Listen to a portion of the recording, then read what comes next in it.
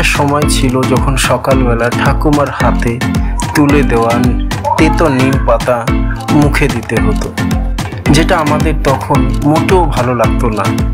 কিন্তু আজ বুঝি কত সুন্দর ছিল সেই অভ্যাস। কারণ নিম কেবল একটি গাছ নয়, এটি একটি জীবন্ত ওষুধের ভাণ্ডার। আধুনিক গবেষণাও প্রমাণ করেছে যে নিম পাতার মধ্যে ইনসুলিনের কার্যকারিতা বাড়ানোর বিশেষ ক্ষমতা আছে, যা ডায়াবেটিস রোগীদের জন্য অত্যন্ত উপকারী। তো চলুন এই হারিয়ে যাওয়া ঐতিহ্যকে আবার নিজের জীবনে ফিরিয়ে আনি।